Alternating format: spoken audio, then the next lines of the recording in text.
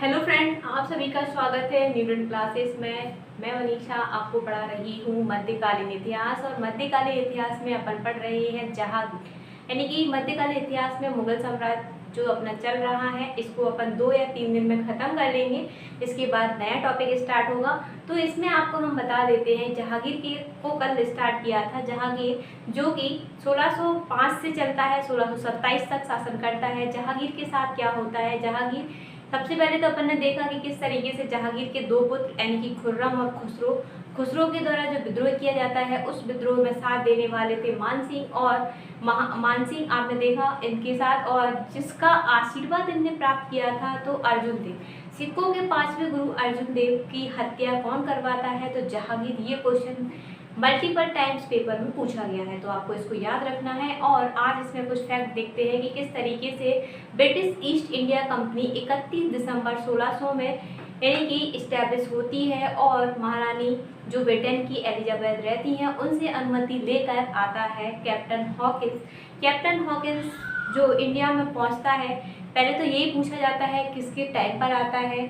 Company को जब अनुमति मिली उस टाइम पर भारत का राजा कौन था, यानी कि भारत में शासक कौन था, तो आपको क्या याद रखना है, अकबर था। उसके बाद कौन आता है, किसके टाइम पर आता है, किस तरीके से अनुमति व्यापार करने की मिलती है या नहीं मिलती, ये सारी चीज़ें देखते हैं और आगे देखते हैं। इसमें आपको देखना है भारत की जहांगीर जो है न्याय की जंजीर के लिए जाना जाता है। न्याय प्रिय जंजीर की अगर बात करते हैं तो इसने क्या किया था, यमुना नदी के तट पर न्याय की जंजीर, अगर किसी व्यक्ति को न्याय चाहिए तो चाहे वो रात में यानी कि कितने ही बजे अगर उसको न्याय चाहिए तो उस घंटी को बजा देता था, तो उससे उसको न्याय के लिए मतलब गुहार लगा सकता था। ठीक है, तो न्याय की जंजीर के लिए किसको जाना जाता है, जहांगीर को जाना जाता है।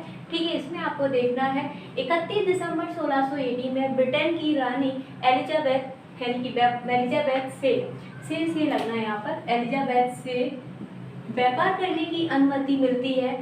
जब भारत का शासक कौन था, तो आपको याद रखना है अकबर 1656 से या 1556 से 1605 तक रहता है, आपको पता है।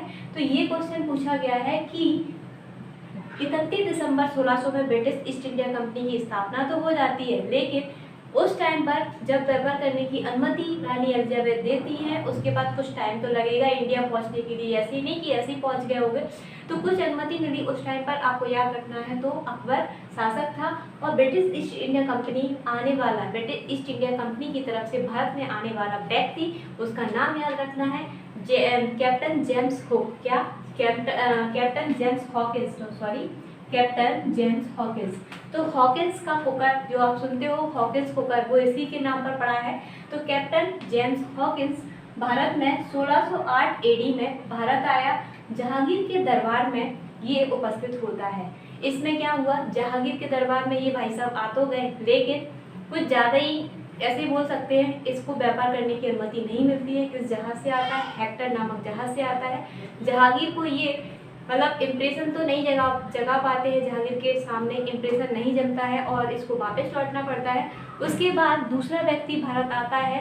1615 में ये योजना बन जाती है कि थॉमस रो भारत जाएगा, और ये 1616 में अजमेर में जहांगीर का पीछा करते हुए भारत पहुंच जाता है। तो ये पूछा जाता है ब्रिटिश ईस्ट इंडिया कंपनी से भारत आने वाला पहला व्यक्ति जो जहांगीर के टाइम पर आता है, तो याद रखना है हॉकिंस। उसके बाद दूसरा व्यक्ति थॉमस रो, जिसको 1616 में अनुमति मिल जाती है भारत में ट्रेड यानी कि ट्रेडिंग सेंटर खोलने की। ठीक है, तो ये 1616 में यहाँ कहाँ पहुँचता है, अजमेर में। ये पूछा जाता है जहांगीर का पीछा करते हुए अजमेर पहुँचने वाला अंग्रेज कौन सा था, तो आपको याद रखना है कौन सा था, तो थॉमस रो। रोते हुए पहुँचा बेचारा, इसीलिए जहांगीर ने थोड़ी दया दिखाई और बोला चलो कोई बात नहीं, हम आपको व्यापार खोलने की भी अनुमति दे देते हैं, व्यापार जो सेंटर खोलने की अनुमति दे देते हैं। ठीक है, ये इसके बाद आपको दिख रहा होगा नूरजहां के बारे में थोड़ी सी, ये अंग्रेजों की कहानी चल रही है, किस तरीके से भारत में अंग्रेजों की एंट्री हो रही है, वो थोड़ी सी बता दी।